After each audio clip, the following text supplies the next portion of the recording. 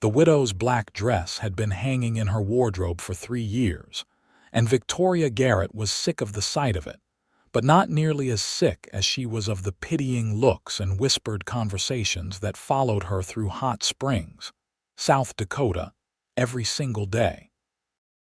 It was April 1878, and the spring thaw had turned the streets into rivers of mud, but nothing could keep the town gossips from their appointed rounds, especially when it came to discussing the young widow who refused to do what was expected of her.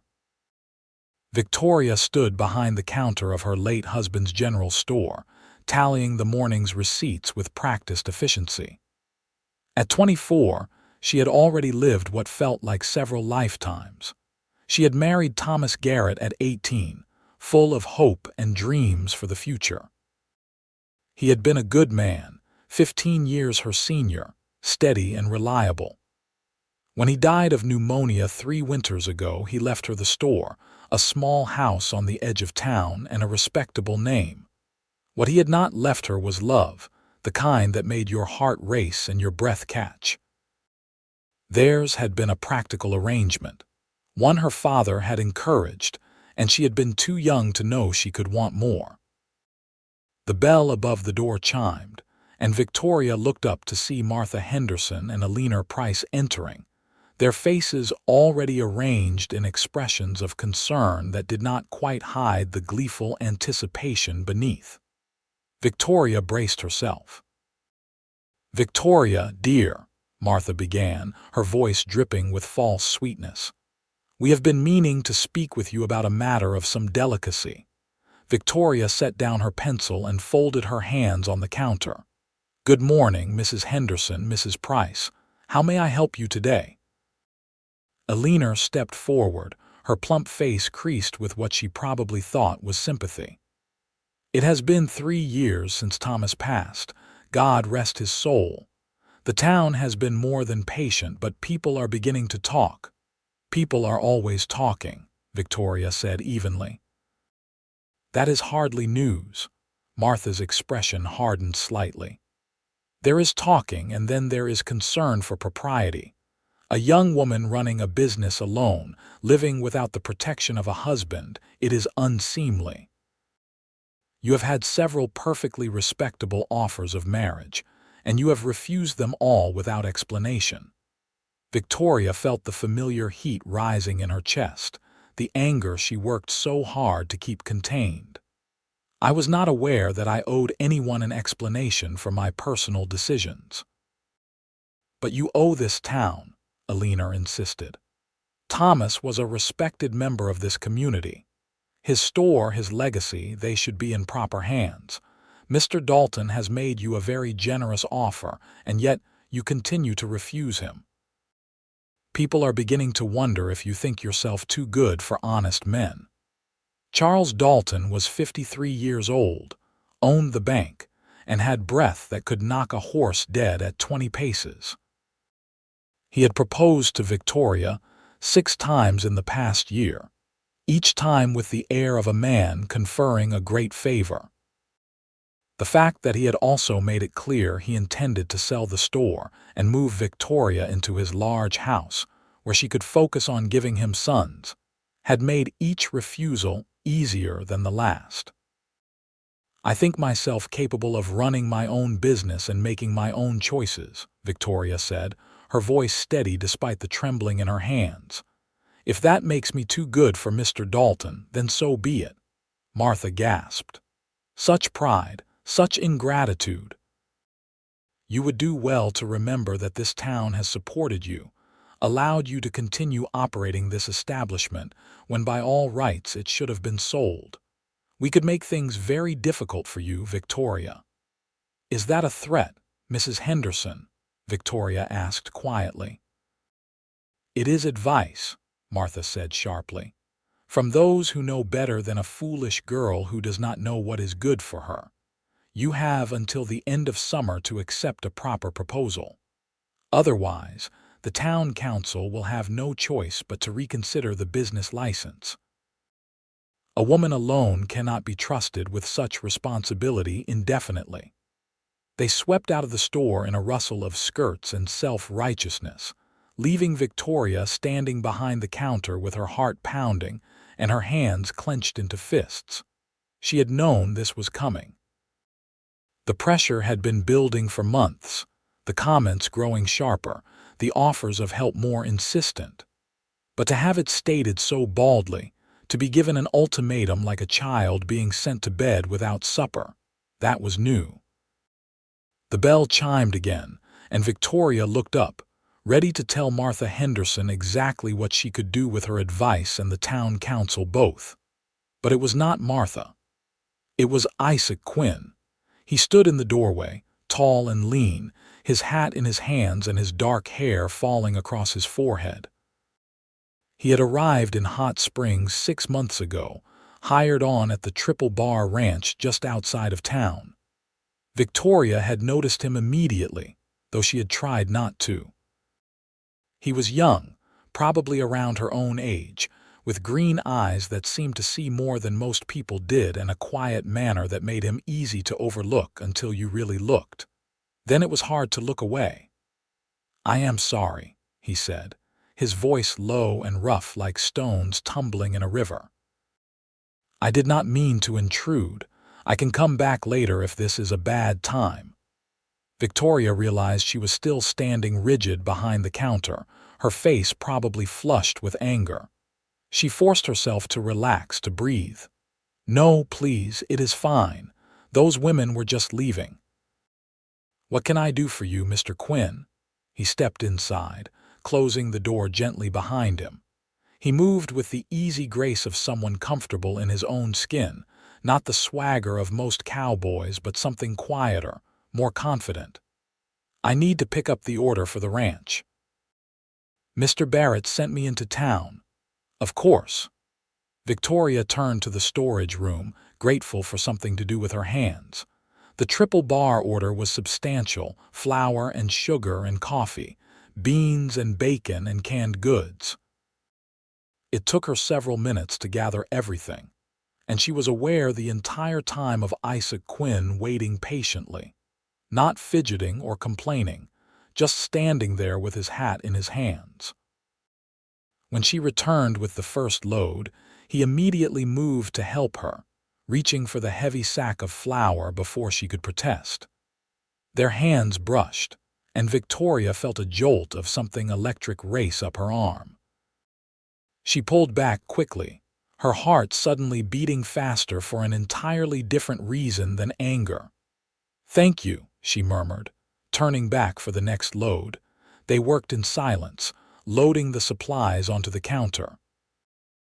Isaac handled the heavy items without comment, as if it were the most natural thing in the world to help, not a favor requiring acknowledgement or gratitude. When everything was assembled, Victoria calculated the total and entered it into the ranch's account ledger. "Mrs. Garrett," Isaac said quietly, and something about the way he said her name made her look up. His green eyes were serious, thoughtful. "I apologize if I am speaking out of turn, but I could not help overhearing some of what those women said to you just now." Victoria felt her face flush with embarrassment. "It is nothing, just small-town gossip and small minds." "It did not sound like nothing," he said. "It sounded like bullying." The simple accuracy of the word, spoken without judgment or pity, made something crack in Victoria's carefully maintained composure. She looked down at the ledger, blinking rapidly against the sudden sting of tears. "What they are saying is true. I have refused several proposals. They think I am being proud and foolish. Perhaps they are right." "Are you proud?" Isaac asked. Victoria looked up, startled by the directness of the question. "I suppose I am.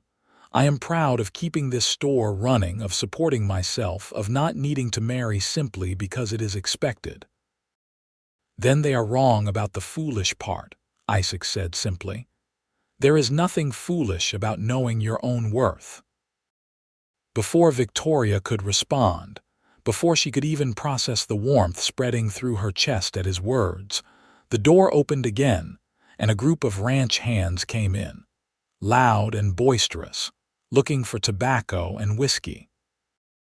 Isaac stepped back, giving her space to serve the other customers, and by the time she looked up again, he had loaded the supplies into the wagon outside and was gone. But his words stayed with her all day, a small warmth against the cold weight of Martha Henderson's threats.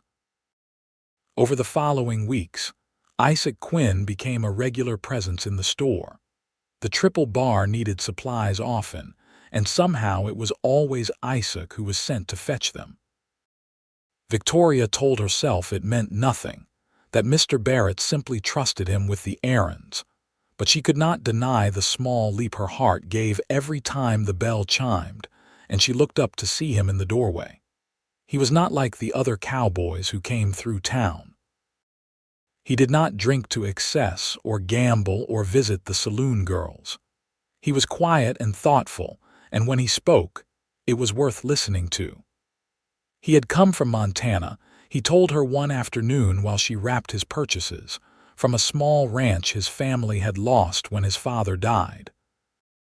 He had been drifting since then, working where he could, saving what little he earned. He did not talk about his plans for the future, and Victoria did not ask. In her experience, cowboys were like tumbleweeds, rolling from place to place, never putting down roots. But Isaac was different. He noticed things. He noticed when she looked tired and suggested she sit down while he loaded the heavy goods. He noticed when her display of canned peaches was running low and helped her restock without being asked. He noticed when she seemed distracted or upset and found quiet ways to make her smile. A funny story about one of the ranch horses, or an observation about the ridiculousness of Mrs. Henderson's newest hat. In May, when the lilacs bloomed wild along the creek, Isaac brought her a bouquet wrapped in brown paper. He handed it to her without ceremony, his ears turning slightly red. "I thought you might like them," he said. "They smell nice." Victoria took the flowers with trembling hands, their sweet fragrance filling the store. No one had brought her flowers since Thomas was courting her, and even then it had been a formal, obligatory gesture. This felt different. This felt personal. "Thank you," she whispered, her throat tight. "They are beautiful." Isaac nodded, his eyes meeting hers for a long moment before he turned to leave. Victoria stood there holding the lilacs long after he was gone, her heart full of something she was afraid to name. The pressure from the town did not ease. If anything, it grew worse as summer approached and Victoria's deadline loomed. Charles Dalton became more insistent, appearing at the store at closing time to walk her home whether she wanted company or not, talking about his plans for their future, as if her consent was a mere formality. Other men, emboldened by the town's approval, began making their interest known. Victoria refused them all, politely at first, then more firmly as they refused to accept her answers. The women of the town grew colder.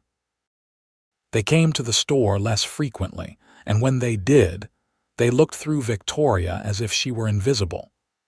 She began to see customers taking their business to the trading post 2 streets over, even though her prices were better and her goods were of higher quality. The message was clear: conform or be punished. One evening in late May, Victoria was closing up the store when she heard shouting outside.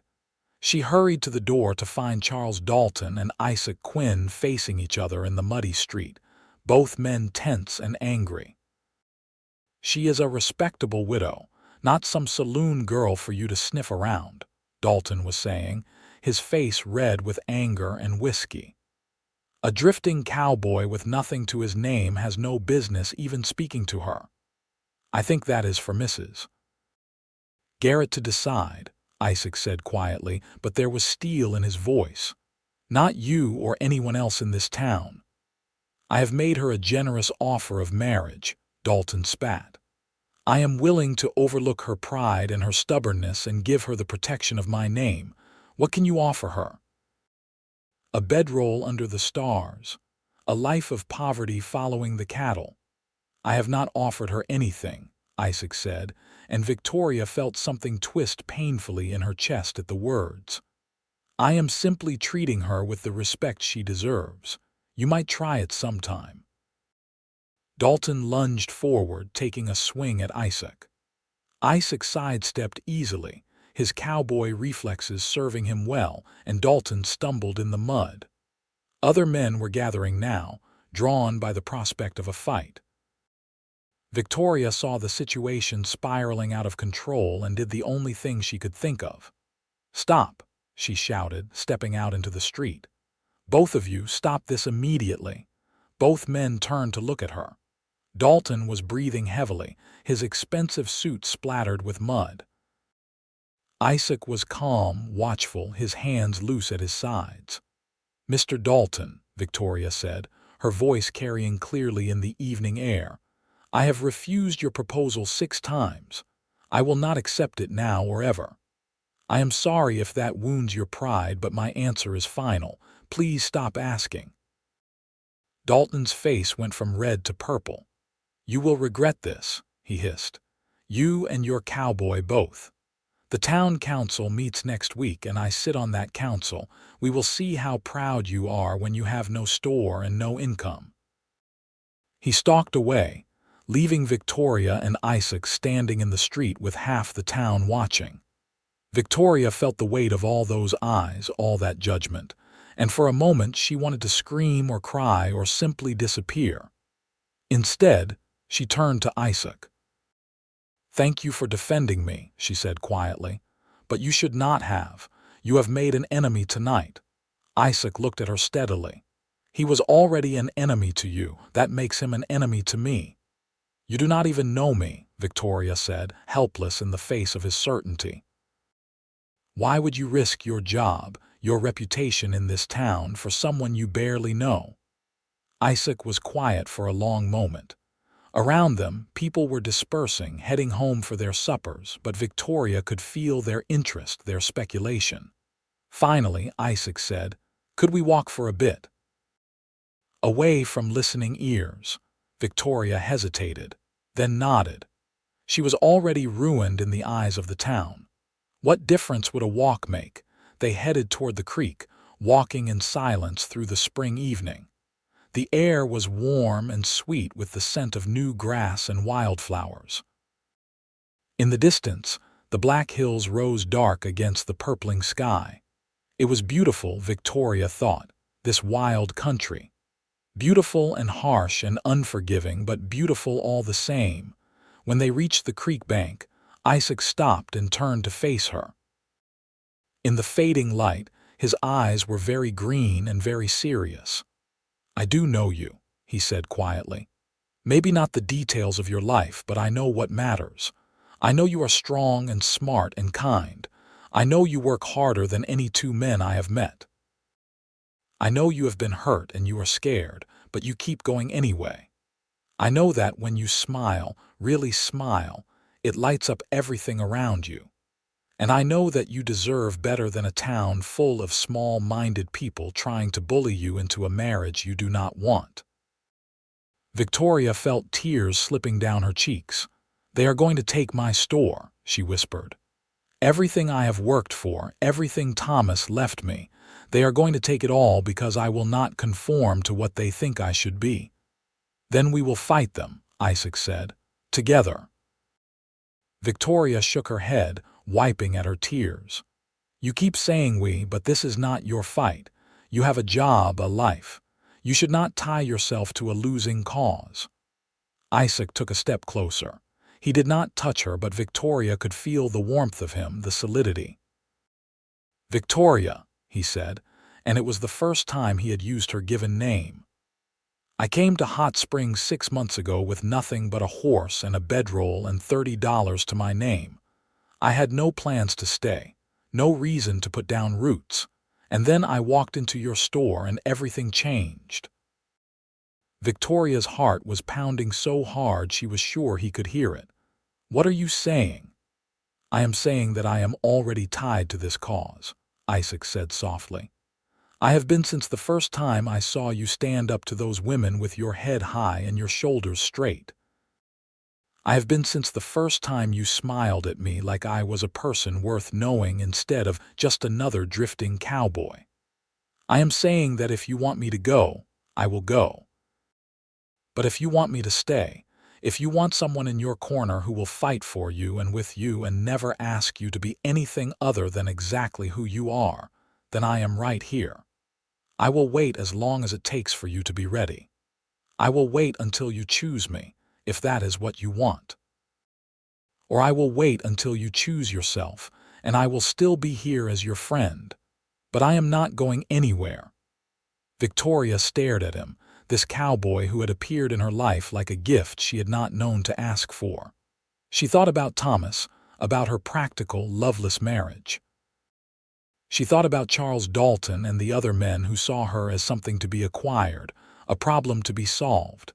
And then she thought about Isaac Quinn, who saw her as a person, whole and complete and worthy of respect. I am scared, she admitted. I am scared of losing everything. I am scared of what people will say. I am scared of caring about you and having you leave when something better comes along. I know, Isaac said gently. Fear is not weakness, Victoria. It is just proof that you have something worth protecting. But you do not have to be scared alone anymore. Let me help carry it. Victoria took a shaky breath. The town council meets next week. If they revoke my business license, I will have nothing. I cannot ask you to hitch your wagon to someone with nothing. You are not nothing, Isaac said fiercely. You are everything. And whatever happens, we will face it together, if you will have me.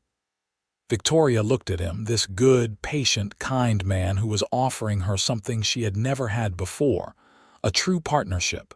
Not a rescue, not a takeover, but a joining of equals. It was terrifying and exhilarating all at once.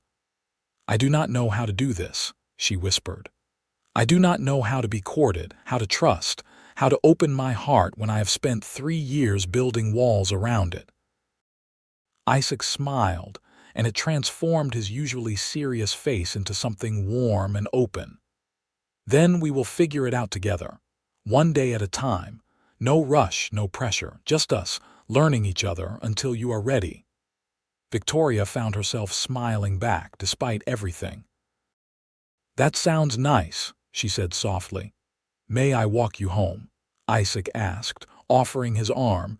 Victoria took it, feeling the solid strength of him beneath her hand.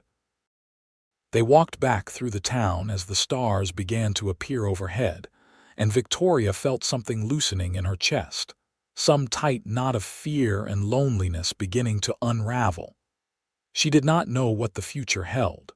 She did not know if they could fight the town council and win. But for the first time in 3 years, she felt like she was not alone. The week before the town council meeting passed in a blur of activity. Isaac came to the store every day, sometimes with ranch business, sometimes just to check on her. He never stayed long enough to cause talk, but his presence was a steady comfort. They talked about everything and nothing, sharing stories of their pasts, their hopes for the future. Victoria learned that Isaac could read and write, unusual for a cowboy, and that he had dreams of owning his own land someday, a small ranch where he could raise horses. He had a gift with animals, a patience and understanding that made even the most skittish horse trust him. That is how you are with people too, Victoria observed one afternoon. They were sitting on the bench outside the store, taking a brief respite from the heat. Patient, understanding, you wait for trust instead of demanding it. Isaac looked at her, his green eyes warm. Trust is earned, not owed. I learned that from horses. They know when someone is trying to break them versus work with them. People are not so different. Victoria thought about her marriage to Thomas, about how he had expected her obedience simply because he was her husband. It had not been cruel, just empty. A transaction of security for service. Isaac was offering something entirely different, 3 days before the council meeting, Victoria received an unexpected visitor. Sarah Mitchell was the preacher's wife, a quiet woman who rarely involved herself in town politics. She came to the store just before closing, looking nervous. "Mrs. Garrett," she said quietly, glancing around to make sure they were alone. "I wanted you to know that not everyone in this town agrees with what Martha Henderson and her friends are doing. Some of us think you have every right to run your business and make your own choices." Victoria felt a flicker of hope. "Will you speak at the council meeting?" Sarah's face fell. "I cannot. My husband, he has forbidden it. He says we cannot afford to make enemies of the other church members. But I wanted you to know that you are not alone, even if it feels that way. There are women who admire your courage, who wish they had half your strength." She left quickly, as if afraid of being seen, and Victoria felt the small hope deflate. Silent support was no support at all when it came to the council meeting. She needed people who would stand up and speak out, and it seemed those were in short supply. That evening, Isaac came to the store after his work at the ranch was done. He found Victoria in the back room, surrounded by ledgers and receipts, trying to compile evidence of the store's profitability and her competence as an owner. "How is it looking?" he asked gently. Victoria rubbed her tired eyes. "The store is profitable. I have increased sales by 20% since Thomas died. I pay my bills on time, I extend fair credit, and I employ 2 part-time workers. By any reasonable measure, I am a successful business owner. But I do not think reason is going to matter much when the council meets." Isaac was quiet for a moment, studying the papers spread across the table. Then he said, "What if we could prove that the council's actions are based on personal vendetta rather than legitimate business concerns?" Victoria looked up. "What do you mean?" "Charles Dalton is pushing this because you refused him. That is not a legitimate reason to revoke a business license. If we could get him to admit that in front of witnesses, it might sway the other council members." "How would we do that?" Victoria asked. Isaac smiled, a slow, slightly dangerous smile that made him look less like a patient cowboy and more like a man with a plan. "By giving him enough rope to hang himself." Over the next 2 days, Isaac quietly spread the word among the ranch hands and workers who frequented the store that there would be free drinks at the saloon the night before the council meeting, courtesy of an anonymous benefactor. He also made sure Charles Dalton heard that Victoria was considering accepting a proposal from a rancher in the next county, someone wealthy enough to buy the store outright and move Victoria away from Hot Springs entirely. Dalton, predictable in his arrogance, took the bait. The night before the council meeting, he showed up at the saloon already half drunk and growing more belligerent with each glass of whiskey. Isaac was there, nursing a single beer and watching carefully. So were half a dozen ranch hands who owed Isaac favors, men who had no love for the pompous banker. "She thinks she can just leave," Dalton slurred to anyone who would listen. "Thinks she can refuse me and then run off with some other man's money. Well, I will show her. I will take that store away, teach her a lesson about refusing a man like me. No woman makes a fool of Charles Dalton and gets away with it." One of the ranch hands, playing his part perfectly, asked, "But I thought the council was revoking her license because she is not fit to run a business." Dalton laughed, a ugly, bitter sound. "Business fitness, my foot. That store runs like clockwork. Has for years. But she is too proud, too stubborn. Needs a man to take her in hand, teach her proper respect. When the council takes her license tomorrow, she will come crawling to me soon enough. Then we will see how proud she is." Isaac made sure the bartender heard every word. He also made sure the owner of the trading post heard, and the blacksmith, and the livery stable owner. Men who did business with Victoria, who respected her fairness and her honesty. Men who, unlike the wives of the town council members, had no patience for petty social politics. The council meeting was held in the town hall at 10 o'clock the next morning. Victoria arrived early, her heart pounding, wearing her best dress and carrying her ledgers. Isaac met her at the door, looking calm and confident despite the potential consequences. "Are you ready?" he asked softly. Victoria nodded, not trusting her voice. They entered together, and Victoria saw the council members already seated at the long table at the front of the room. Charles Dalton was there, looking smug despite the shadows under his eyes. Martha Henderson and her husband sat in the front row, eager spectators to Victoria's downfall, but the room was more crowded than Victoria had expected. The bartender was there, and the trading post owner and a dozen other business owners and working men. They filled the back rows, their faces serious and determined. The council chairman, George Murphy, called the meeting to order. He was a fair man, Victoria knew, but weak. He would bend to pressure from the more powerful members, especially Dalton. "We are here to discuss the matter of the business license for Garrett's General Store," Murphy said. "Mr. Dalton has brought concerns to the council about the propriety of an unmarried woman operating a significant business enterprise. Mr. Dalton, would you like to present your case?" Dalton stood, smoothing his vest. "Gentlemen, the matter is simple. Victoria Garrett is a widow who has refused multiple respectable offers of marriage. Her continued independence sets a poor example for other women in this town and creates an uncomfortable situation. It is time for this council to step in and return order to our community.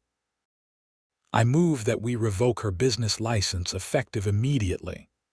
"On what grounds?" Isaac asked from where he stood beside Victoria. His voice was calm but carried clearly through the room. Dalton glared at him. "On the grounds that a woman alone cannot properly manage such an enterprise." "That is interesting," Isaac said, "because just 2 nights ago you told the entire saloon that Mrs. Garrett's store runs like clockwork and has for years. You said, and I quote, 'business fitness, my foot.'" Dalton's face went pale, then red. "I said no such thing." "I heard you," the bartender called out from the back. "Said it clear as day. Said you were taking her license because she refused to marry you, not because of any business problems." "I heard it too," the blacksmith added. "You were drunk as a lord and running your mouth about teaching her a lesson." Murphy looked uncomfortable. "Mr. Dalton, is this true? Are you bringing this action because of a personal grievance?" "It is not a personal grievance to want what is best for this town," Dalton blustered. But the damage was done. The other council members were looking at him with expressions ranging from skepticism to distaste. Victoria stood, her hands trembling but her voice steady. "Gentlemen, I have brought my business ledgers for the past 3 years. You will see that the store has remained profitable and well managed. I pay my debts, I extend fair credit, and I employ workers from this town. I have done nothing wrong except refuse to marry a man I do not love. If that is grounds for punishment in Hot Springs, then you should say so clearly, so every woman in this town knows that her choices and her livelihood are subject to the approval of men who do not have her best interests at heart." There was a murmur from the crowd. Murphy looked even more uncomfortable. "The council will need to review your ledgers and discuss this matter further. This meeting is adjourned until next week." It was not the victory Victoria had hoped for, but it was not a defeat either. As she and Isaac left the hall, several of the men who had spoken up stopped to offer their support. "That took guts," the bartender said, clapping Isaac on the shoulder. "Both of you." Over the next week, the tide began to turn in small, almost imperceptible ways. Women who had been avoiding the store started coming back, some of them shamefaced, others defiant. Sarah Mitchell came in and made a point of loudly praising Victoria's merchandise and business sense. The trading post owner told everyone who would listen that competition kept him honest and Garrett's general store was good for the whole town. The pressure on the council members grew. They were business owners themselves, and they could see the dangerous precedent of revoking a license based on personal vendetta. If they could do it to Victoria Garrett, they could do it to anyone who crossed them. When the council reconvened a week later, the decision was unanimous. Victoria's business license would stand. There were conditions, of course. She would need to submit to quarterly audits for the next year, just to ensure everything remained above board. But she could keep her store. Victoria felt tears of relief streaming down her face as she left the hall. Isaac was right there beside her, his hand at her elbow steadying her. Outside, away from the crowd, she turned to him. "Thank you," she said, her voice thick with emotion. "I could not have done this without you." Isaac looked at her seriously. "Yes, you could have. You are strong enough to face anything, but I am glad you did not have to do it alone." Victoria took a shaky breath. "Will you come to dinner tonight, to celebrate?" Isaac smiled, that slow, warm smile that made her heart skip. "I would like that very much." Victoria cooked that evening with more care than she had put into a meal in years. It was nothing fancy, just fried chicken and biscuits and green beans from her garden, but she set the table with her good dishes and picked wildflowers for a centerpiece. When Isaac arrived, cleaned up and wearing his best shirt, she felt suddenly, breathlessly nervous. They ate and talked, the conversation flowing easily as it always did between them. Isaac told her about the new horses Mr. Barrett had bought for the ranch, how one of them was spirited and difficult, but Isaac thought he could gentle him with patience. Victoria told him about her plans to expand the store's inventory, maybe bring in some farm equipment and tools. After dinner, they sat on the porch in the warm June evening, watching the stars appear one by one. The crickets sang in the grass, and somewhere in the distance, a coyote howled. "I have been thinking," Victoria said quietly, "about what you said by the creek, about waiting until I was ready."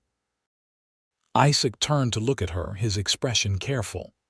"And," Victoria took a breath, gathering her courage, "I think I am ready, not for everything all at once, but for this, for us, for whatever we might become together.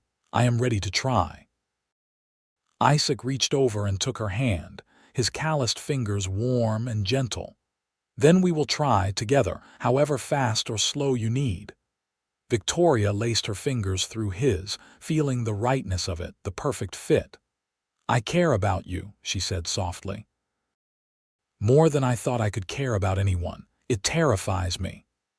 "I care about you too," Isaac said. "And I promise you this. I will never make you feel small or less than. I will never try to control you or take away your choices. Whatever we build together, it will be ours. Equal partners." Victoria turned to him, tears shining in her eyes. "That is all I have ever wanted, to be seen as an equal, not a possession or a problem to be solved." Isaac lifted her hand to his lips, pressing a soft kiss to her knuckles. "Then that is what you will have. I swear it." They sat there on the porch until late, hands linked, talking and dreaming and slowly, carefully, opening their hearts to each other. When Isaac finally left, riding back to the ranch under the stars, Victoria stood in the doorway and watched him go with a smile on her face and hope blooming warm in her chest. The summer passed in a golden haze of happiness. Isaac courted Victoria properly, taking her on picnics by the creek and walks through the hills. He came to the store every day, sometimes to help with heavy lifting, sometimes just to see her smile. The town, having lost its battle to force Victoria into an unwanted marriage, gradually accepted the new status quo. Some still gossiped, of course, but the sharp edge of judgment had dulled.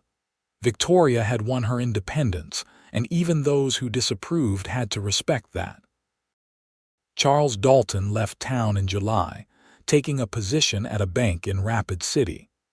Rumor had it the council had strongly suggested he might be happier elsewhere after the scandal of his drunken confession. Victoria felt no triumph at his departure, just relief. One less person trying to control her life. Martha Henderson and her friends still gave Victoria cold looks when they passed on the street, but Victoria found she cared less and less what they thought. She had Isaac, and she had her store, and she had her self-respect. That was enough. In August, on an evening when the heat hung heavy and still, Isaac took Victoria back to the creek where they had first spoken honestly to each other. The sun was setting, painting the sky in shades of orange and pink and gold. The water burbled over smooth stones, and the cottonwood trees rustled in the faint breeze. "I have something I want to ask you," Isaac said, and Victoria felt her heart start to race. "But first, I need you to understand something." Victoria nodded, unable to speak past the tightness in her throat. Isaac took both her hands in his green eyes serious and warm. "I know you were married before. I know it was not a love match, not the kind of marriage you deserved. And I know you have fought hard to keep your independence, to prove you can stand on your own. I want you to know that I see all of that. I respect it. If you choose to marry me, it will not be because you need me to take care of you or protect you. It will be because we choose each other, because we want to build a life together as partners." Tears were streaming down Victoria's face. "Isaac," he smiled at her, reaching up to gently wipe away her tears with his thumb. "I love you, Victoria Garrett. I love your strength and your stubbornness and your kind heart. I love the way you stand up for what is right even when it is hard.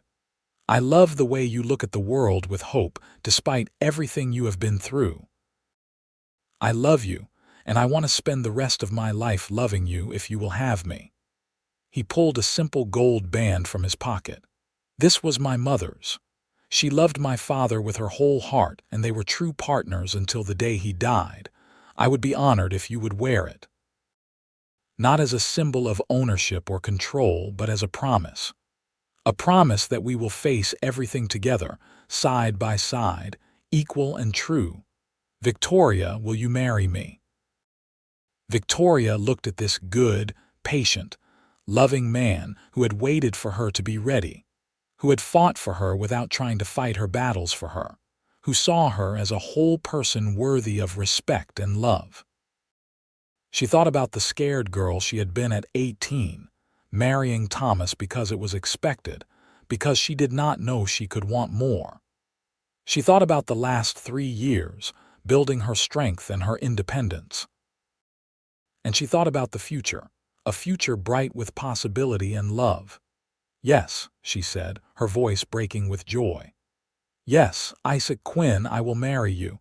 I love you so much it scares me, but I am not going to let fear stop me anymore. I choose you. I choose us." Isaac let out a shaky breath and slipped the ring onto her finger. It fit perfectly, as if it had been made for her. Then he cupped her face in his hands and kissed her, soft and sweet and full of promise. Victoria kissed him back, her arms coming up to wrap around his neck, and felt something broken inside her finally heal. They were married in September, when the leaves were just starting to turn gold and the air had that crisp, clear quality of early autumn.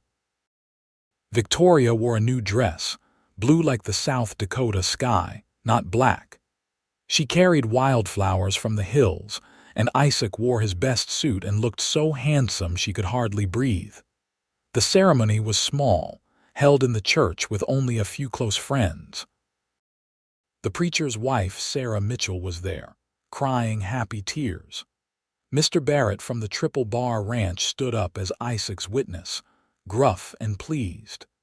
The bartender came, and the blacksmith, and a handful of other townsfolk who had supported Victoria during her fight with the council. Martha Henderson and her friends were not invited, And Victoria did not care when the preacher said, "You may kiss your bride." Isaac did so with a tenderness that made Victoria's heart overflow. They walked out of the church hand in hand into the September sunshine, and Victoria felt like she was walking into a new life. They lived in Victoria's house at first, the one Thomas had left her. Isaac added a workshop out back where he could work with leather and wood, crafting bridles and saddles. He still worked at the Triple Bar, but he was saving money, planning for the future. Victoria kept running the store, and now she had Isaac to help with the heavy lifting and the early morning restocking. They worked well together, anticipating each other's needs, moving around each other with the easy grace of partners who truly knew each other. Customers commented on it, how natural they seemed together, how happy. Because they were happy. Deliriously, impossibly happy. Isaac made Victoria laugh every single day. He brought her coffee in bed on Sunday mornings and rubbed her sore feet after long days at the store. He listened when she talked about her worries and her dreams, and he shared his own with equal openness. They talked about everything, from the silly to the serious, building a foundation of trust and communication that made their love stronger with each passing day. And the physical side of their marriage was a revelation to Victoria. With Thomas, intimacy had been a duty, something she endured rather than enjoyed. With Isaac, it was an expression of love, mutual and tender and passionate. He took his time learning what pleased her, and he found joy in her joy. Victoria discovered a side of herself she had not known existed, sensual and alive and free. Winter came, and with it the first real test of their marriage. Isaac was offered a position as foreman at the Triple Bar, a significant promotion with better pay and more responsibility. But it would mean longer hours and more time away from the store. Victoria encouraged him to take it, even though she would miss him during the day. "This is your dream," she said, snuggled against him under the quilts while snow fell softly outside. "Working with horses, learning ranch management. This is a step toward having your own place someday." Isaac kissed the top of her head. "Our place," he corrected gently. "Our dream. Anything I build for us." In February, Victoria realized she was pregnant. She told Isaac over dinner, nervous about how he would react. They had not really discussed children, though both assumed they would have them eventually. But so soon. They had only been married 5 months. Isaac's face went through a series of expressions: surprise, wonder, and then pure joy. He stood up so fast his chair fell over, crossed to where Victoria sat, and pulled her into his arms. "A baby," he said, his voice thick with emotion. "We are going to have a baby." Victoria laughed, relief flooding through her. "Are you happy?" "Happy." Isaac pulled back to look at her, his eyes shining. "Victoria, I am beyond happy. I am blessed. You have given me everything I ever dreamed of and more than I thought I deserved. A home, a partner, and now a child. I am the luckiest man in South Dakota." Victoria's pregnancy was not easy. She was sick most mornings for the first 3 months, and the smell of certain foods made her nauseous. But Isaac was patient and caring, holding her hair while she was ill and bringing her dry crackers and ginger tea. He took over more of the heavy work at the store and insisted she rest when she grew tired. The town's attitude toward Victoria had continued to soften over the months of her marriage. It was hard to maintain righteous indignation when the object of that indignation was clearly happy and thriving.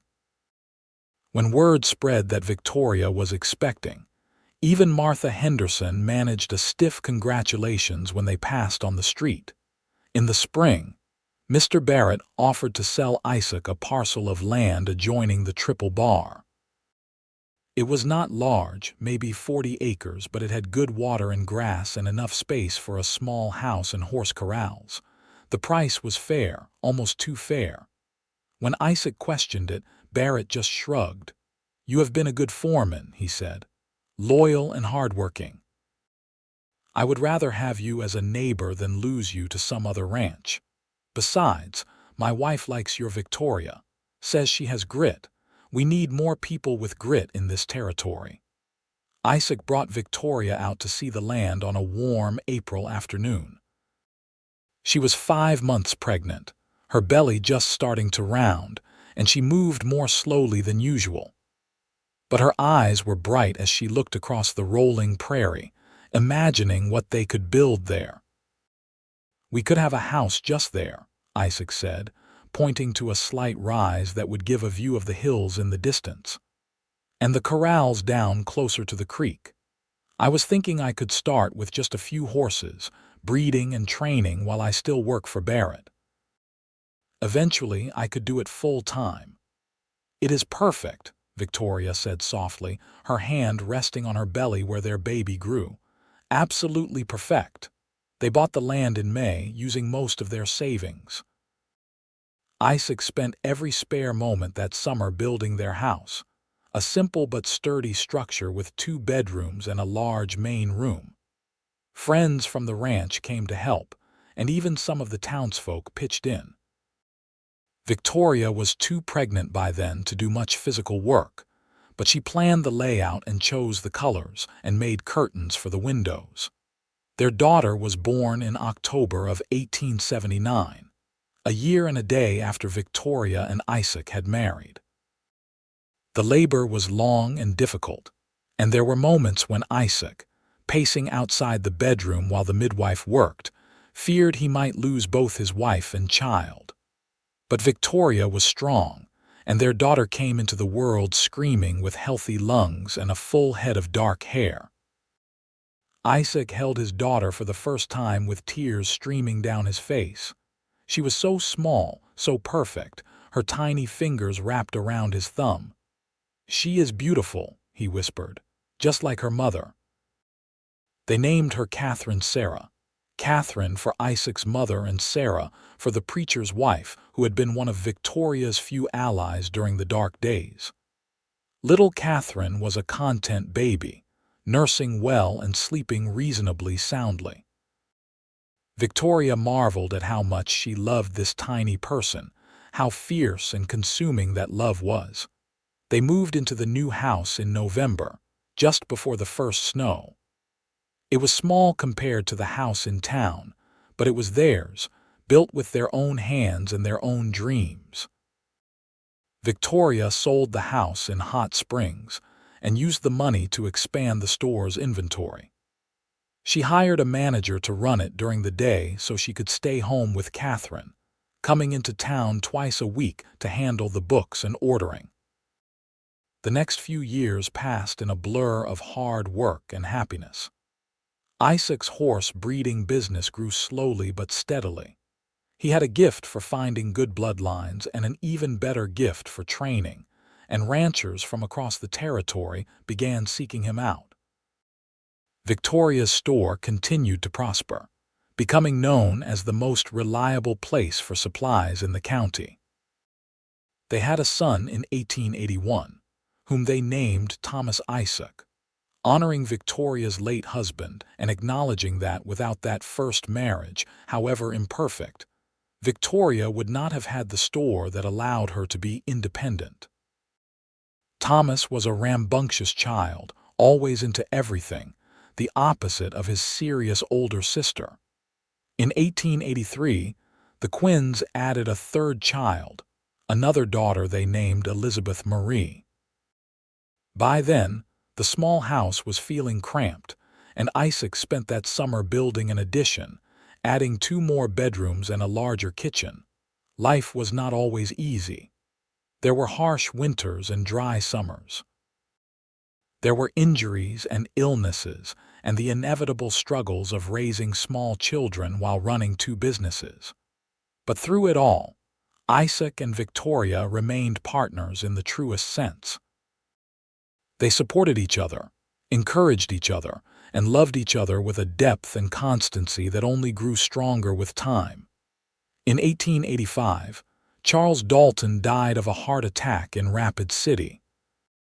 Victoria felt a brief pang of sadness for a life wasted on bitterness and control, but mostly she felt grateful for how differently her own life had turned out. If the council had succeeded, if she had been forced to marry Dalton, she would never have known this joy. Martha Henderson came to the store one day that spring, looking older and somehow diminished.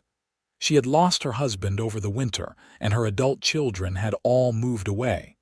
She stood in front of the counter, clutching her purse, and said stiffly, "I was wrong about you, Victoria.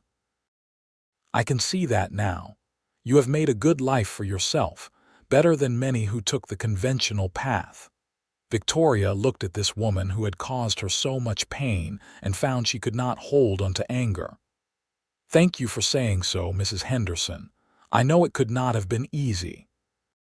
Martha nodded and left, and Victoria never saw her at the store again. But something about the encounter felt like closure, the end of a difficult chapter.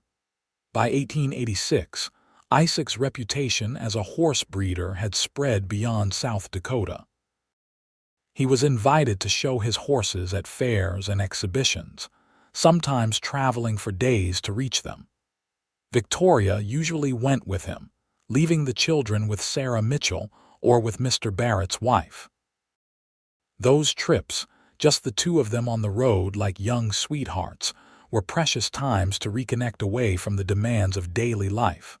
On one such trip, camping under the stars near the Cheyenne River, Isaac held Victoria close and said, "Do you ever regret it, choosing this life? It is not easy and there are no guarantees." Victoria thought about the girl she had been, married to a man she did not love, living a life mapped out by others.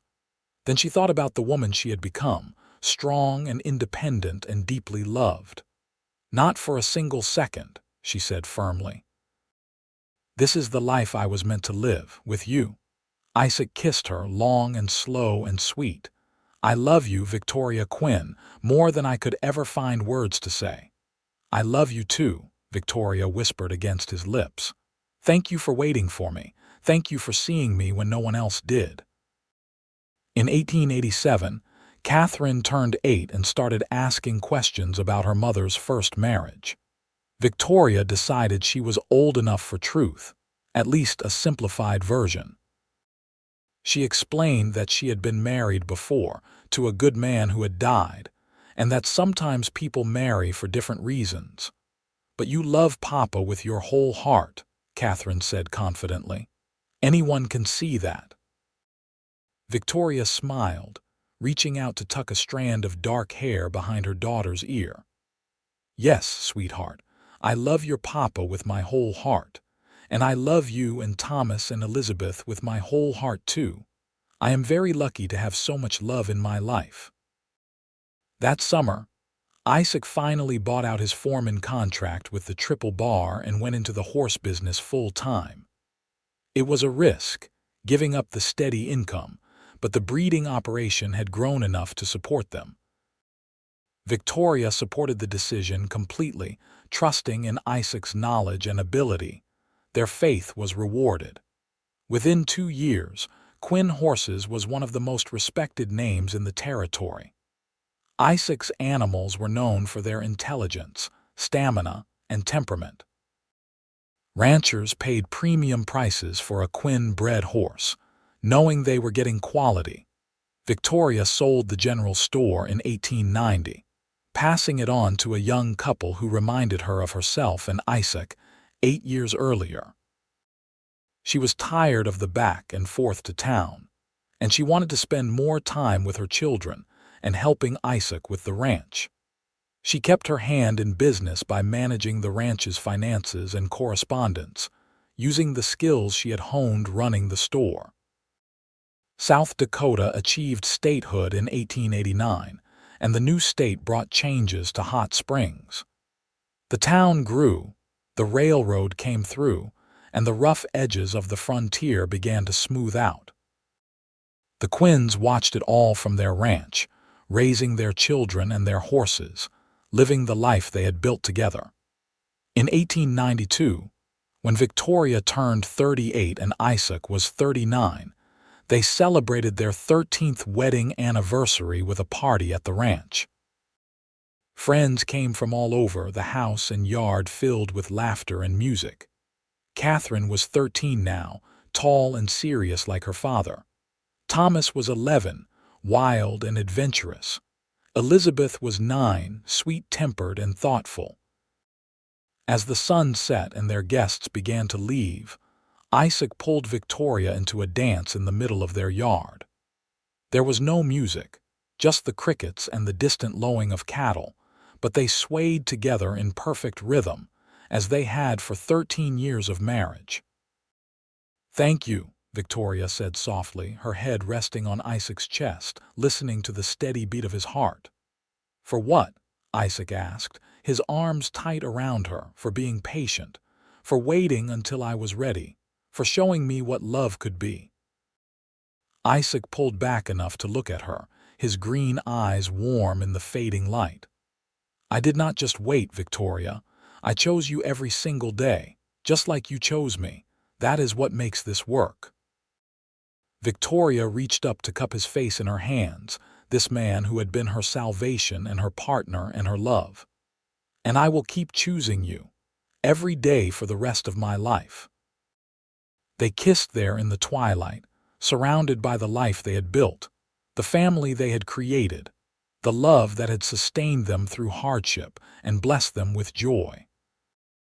And if anyone in Hot Springs still remembered the scandal of the widow who refused to remarry, who stood up to the town council and chose her own path, they spoke of it now with respect and admiration. Because Victoria Quinn had done more than survive. She had thrived.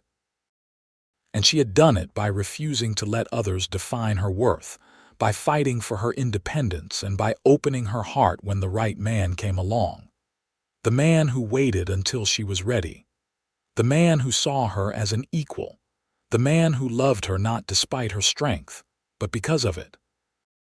Years continued to pass in their own gentle rhythm. The children grew and began to make their own paths. Catherine showed an aptitude for business that reminded everyone of her mother, and by the time she was 16, she was helping manage the ranch's breeding records and contracts. Thomas, true to his adventurous nature, announced at 15 that he wanted to join the cavalry. Victoria's heart clenched with fear, but she and Isaac supported his dream, knowing they had to let their children find their own ways.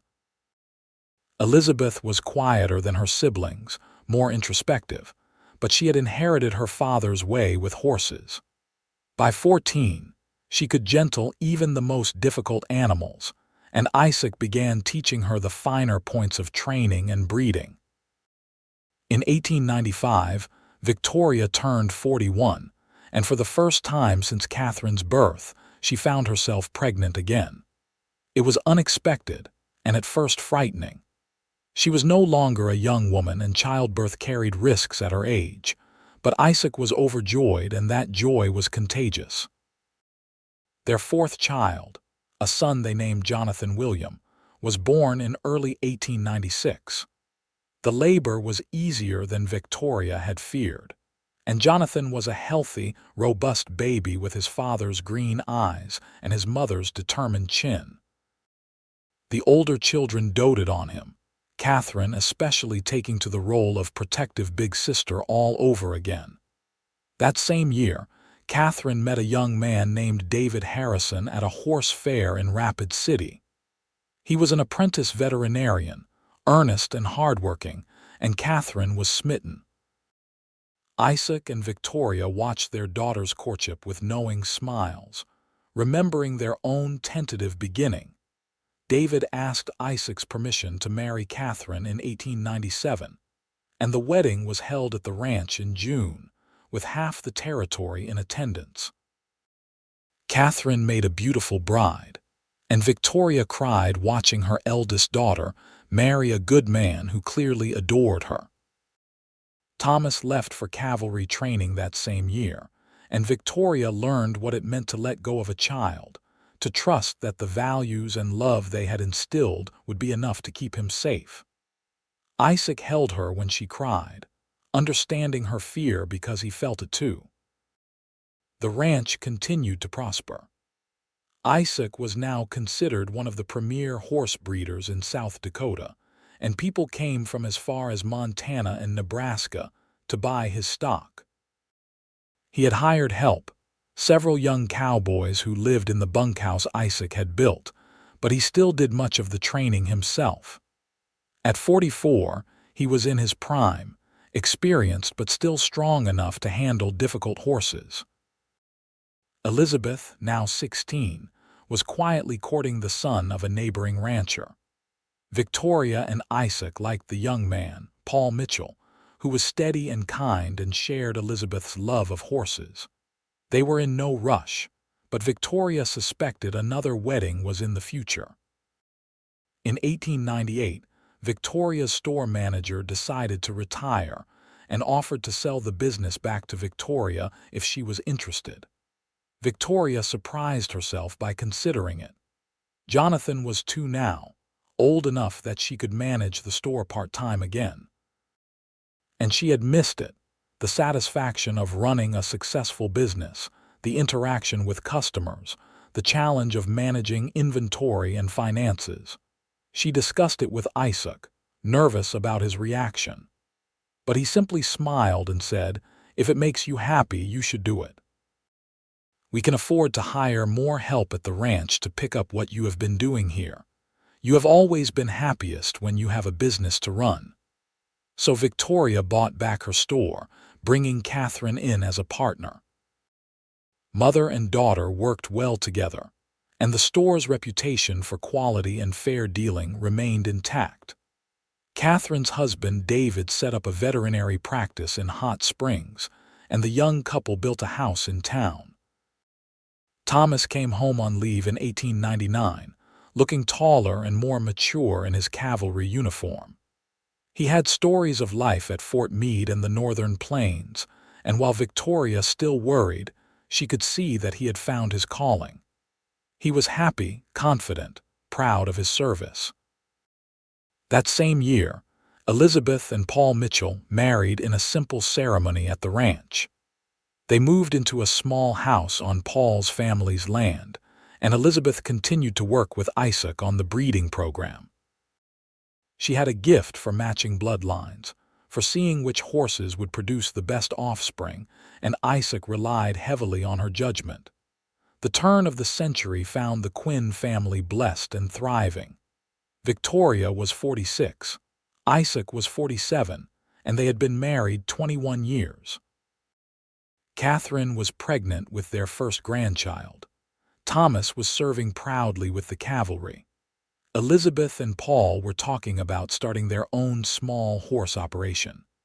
And Jonathan, at 4 years old, was already showing signs of his father's patience and his mother's determination. On their 21st anniversary, Isaac took Victoria back to the creek where he had first told her he loved her, where he had proposed all those years ago. The cottonwoods were bigger now. The water still bubbled over the same smooth stones. They sat on the bank, hand in hand, and looked back over the years they had shared. "You remember how scared I was?" Victoria asked softly. "How sure I was that I could not trust love again." "I remember how brave you were," Isaac corrected gently. "How strong. You had every reason to protect your heart, and you chose to risk it anyway." Victoria leaned her head on his shoulder. "You made it easy. You never pushed, never demanded. You just waited, and you showed me every day what real love looked like." Isaac kissed the top of her head. "We built something good together, Victoria. A life, a family, a legacy. Our children know they are loved. They know what a real partnership looks like. That is worth more than all the horses and stores and land combined." "I love you," Victoria said, the words as true and powerful as they had been 21 years ago when she had first said them. "I will love you until my last breath and beyond." "And I love you," Isaac said. "My patient, beautiful, strong Victoria, my equal, my partner, my heart. They sat there as the sun set, painting the sky in brilliant colors, and Victoria thought about the girl she had been, humiliated and pressured, standing behind the counter of a store and refusing to give up her independence. She thought about the cowboy who had walked through the door with lilacs and patience and unwavering respect. She thought about every moment that had brought them to this place, this life, this love. The years had not always been easy. There had been struggles and sorrows, fears and failures. But through it all, they had faced everything together, choosing each other again and again, day after day, year after year. That was the secret, Victoria thought. Not some grand romantic gesture, but the daily decision to love, to support, to stand side by side no matter what came. Catherine's baby was born in January of 1901, a boy they named Isaac Thomas after both his grandfathers. Victoria held her first grandchild and marveled at the continuation of love, how it flowed forward through generations. This baby would grow up knowing he was loved, knowing his grandparents had built something lasting and true. In 1902, Elizabeth gave birth to twin daughters, and the ranch was suddenly full of young life and laughter again. Paul built an addition onto their house to accommodate the growing family, and Isaac joked that at this rate, they would need to buy more land just for grandchildren. Thomas met a girl while stationed at Fort Meade, a captain's daughter named Margaret who was smart and pretty and did not mind the rough life of an army wife. They were married in 1903, and Victoria gained another daughter-in-law, another thread in the tapestry of family they were weaving. Jonathan grew into a thoughtful, serious boy who loved books as much as horses. Victoria taught him to read early, and by 8, he was devouring every book he could get his hands on. Isaac built him a small desk in the ranch office where Jonathan could do his schoolwork and read to his heart's content. In 1905, Victoria turned 51, and Isaac threw her a birthday party that brought friends and family from across the state. The ranch house, expanded several times over the years, was filled with noise and love. Victoria stood on the porch watching her children and grandchildren, her husband at her side, and felt overwhelmed with gratitude. "How did I get so lucky?" she asked Isaac softly. Isaac slipped his arm around her waist, pulling her close. "Luck had nothing to do with it. You fought for this, Victoria. You stood up for yourself when it would have been easier to give in. You chose love when you could have chosen safety. You built this life with your own 2 hands and your fierce, beautiful heart." Victoria turned in his arms, looking up at the man who had been her partner for 27 years. His hair was more gray than dark now, and there were lines around his eyes, but to her, he was as handsome as the day he had walked into her store with his hat in his hands and respect in his eyes. "We built it," she corrected. "Together. Everything we have, everything we are, we built it together." Isaac smiled, that slow, warm smile that still made her heart skip after all these years.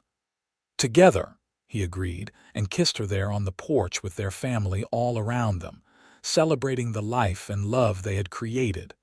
The years continued their steady march. More grandchildren were born. The ranch grew and prospered. The store remained a fixture in Hot Springs, now run entirely by Catherine and her husband. Thomas rose through the cavalry ranks. Elizabeth's twins grew into lively, horse-crazy girls who were always underfoot at the ranch. Jonathan, at 12, announced he wanted to be a lawyer, and Isaac and Victoria began planning for his education. In 1908, Isaac's 50th birthday, Victoria commissioned a painting of the ranch. She hired an artist from Rapid City who spent weeks capturing every detail: the house with its additions and wraparound porch, the corrals full of beautiful horses, the hills rising in the distance, the creek where it all began. When it was finished, Victoria hung it in the main room where Isaac could see it every day. "This is what we built," she said, standing beside him looking at the painting. "This is our legacy." Isaac pulled her close, his voice thick with emotion. "The legacy is not the ranch or the store or even the children, though I am proud of all of it. The legacy is the love, Victoria.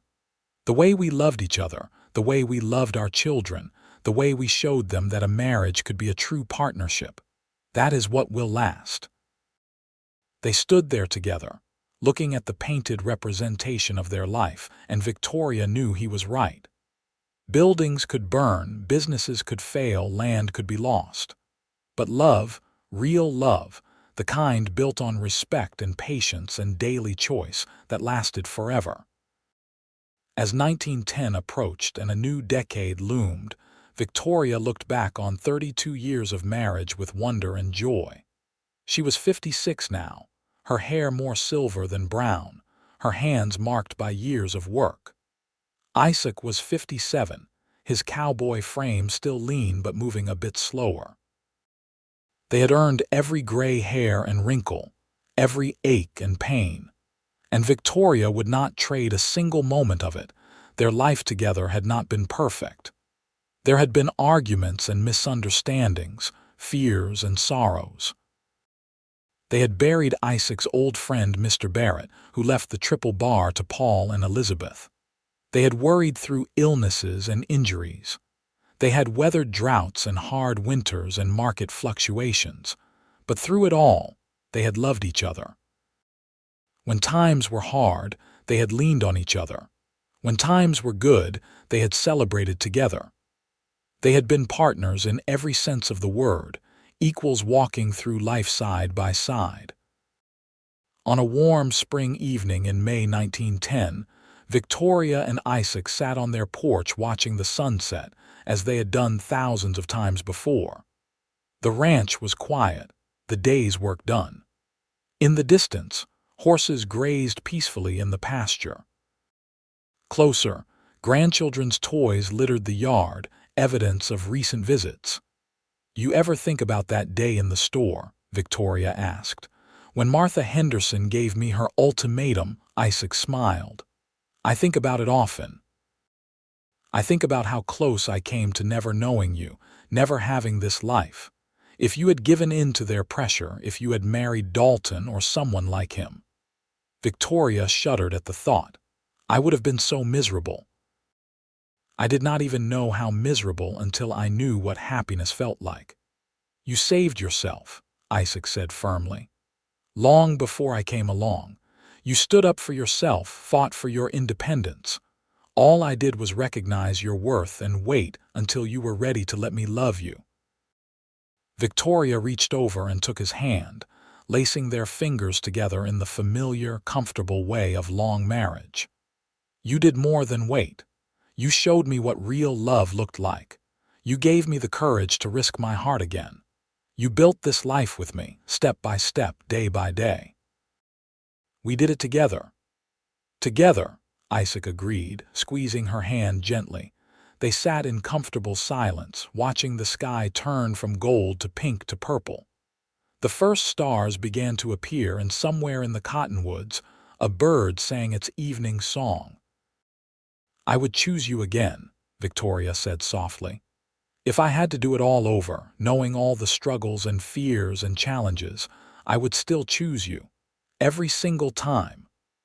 Isaac turned to her, his green eyes warm with love that had only deepened over 3 decades. "And I would wait for you again. As long as it took. You were worth the wait, Victoria Quinn. You were worth everything." He leaned over and kissed her, soft and sweet, a kiss that held 32 years of love and partnership and shared dreams. Victoria kissed him back, her heart full to overflowing, and thanked God or fate or whatever force had brought this man into her life, the cowboy who had waited. The man who had seen her not as a problem to be solved or a prize to be won, but as a whole person worthy of love and respect. The partner who had stood beside her through every trial and triumph. the love of her life. As darkness fell and the stars came out one by one, Victoria and Isaac went inside their home, the home they had built together, filled with memories and love and the echoes of family. They climbed into bed, Isaac pulling Victoria close as he had every night for 32 years. She settled into his arms, her head on his chest, listening to the steady beat of his heart. "Good night, my love," Isaac murmured, pressing a kiss to her hair. "Good night," Victoria whispered back. "I love you. I love you too. Always." They drifted off to sleep together, these two who had found each other against all odds, who had built a life of love and respect and partnership. The widow who refused to be bullied and the cowboy who waited until she was ready to choose him. Together, they had created something beautiful and lasting, a love story for the ages, proof that real love was worth fighting for and worth waiting for. And in the morning, they would wake together and begin another day, choosing each other once again, as they had every day for 32 years, and would continue to do for all the years remaining to them. Because that was what real love looked like, not a single grand gesture, but 1,000 small choices, day after day, to love and support and stand together no matter what came. The end.